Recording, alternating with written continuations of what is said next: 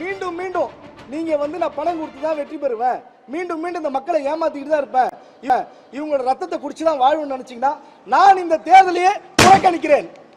இந்த தேர்தலையே நான் புறக்கணிப்பேன். ஏன்னு கேட்டீங்கன்னா ஓட்டுக்கு காசு கொடுக்கறது தப்பு. ஒரு இளைஞனா நானும் ஓட்டுக்கு காசு கொடுத்தனா அடுத்த வர ஜெனரேஷன் எப்படிங்க முன்னேறும்? ஏழைங்க எப்படிங்க மேலே போக முடியும்? கல்விக்கு எப்படிங்க முக்கியத்துவம் கொடுக்க முடியும்? எல்லாருமே மீண்டும் மீண்டும் இந்த தப்பு செஞ்சா எப்படிங்க நம்ம நாடு முன்னேறும்? நம்ம புதுச்சேரி மாநிலம் எப்படிங்க முன்னேறும்?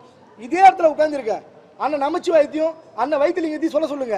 அவங்க ஓட்டுக்கு காசு தரல, நான் எல்லாருமே கொடுக்குறாங்கன்னு சொல்ல சொல்லுங்க பார்ப்போம். என்னமோ நேர்மைன்னு பேசுறீங்க. என்னங்க நேர்மை இருக்கு உங்ககிட்ட?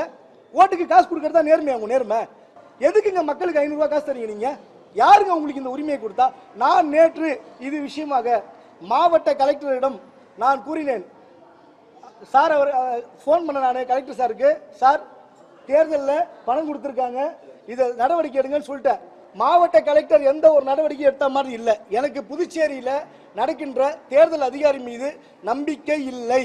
நான் இந்திய அரசாங்கத்தால் அங்கீகரிக்கப்பட்ட முறையான நம்ம டெல்லியிலிருந்து தேர்தல் அதிகாரிகள் வந்து இந்த தேர்தலை ரத்து செய்துவிட்டு மீண்டும் தேர்தல் நடத்த வேண்டும்.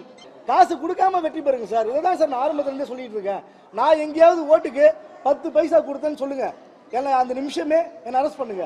ஆனா இவர்கள் இருவரும் சேர்ந்து பாஜக 500 ரூபாயும் காங்கிரஸ் 200 ரூபாயும் கொடுத்தது அம்பலம் ஆயிடுச்சு பாண்டிச்சேரி ஃபுல்லா.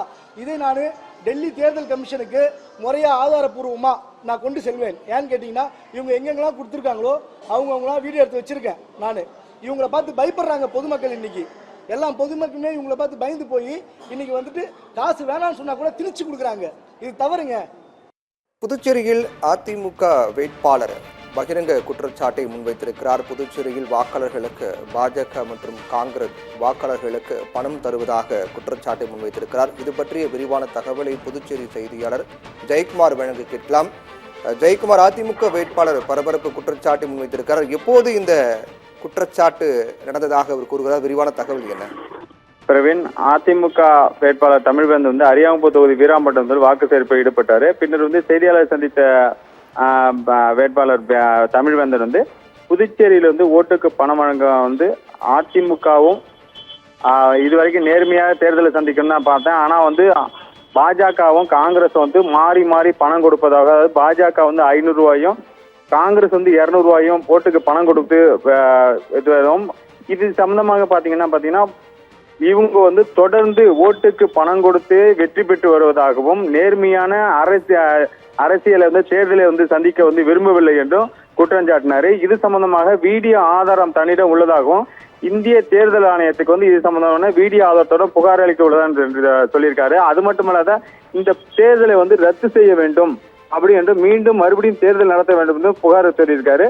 இது சம்பந்தமாக இந்திய தேர்தலும் புதுச்சேரி தேர்தல் ஆணையம் வந்து சரியான முறையில் நடவடிக்கை எடுக்கவில்லை என்றும், ஓட்டுக்கு பிஜேபி வேட்பாளர் 500 ரூபாய் கொடுத்து வீடியோ ஆதாரம் இருக்கிறது, காங்கிரஸ் வேட்பாளர் 200 ரூபாய் கொடுத்த வீடியோ ஆதாரம் இருக்கிறதாகவும், இது சம்பந்தமாக புதுச்சேரி தேர்தல் ஆணையம் நடவடிக்கை எடுக்காத காரணத்தினால் இந்திய தேர்தல் ஆணையத்துக்கு புகார் அளிக்க உள்ளதாகவும் தெரிவித்திருக்கார். பிரவீன், புதுச்சேரியில் பாஜக மற்றும் காங்கிரஸ் கட்சியினர் வாக்காளர்களுக்கு பணம் கொடுப்பதாக அதிமுக வேட்பாளர், புதுச்சேரியினுடைய அதிமுக வேட்பாளர் தமிழ்வேந்தன் பகிரங்க குற்றச்சாட்டை முன்வைத்திருக்கிறார். அந்த குற்றச்சாட்டினுடைய பின்னணி என்ன, இது பற்றி முழுமையான தகவலுக்கு நன்றி ஜெயக்குமார்.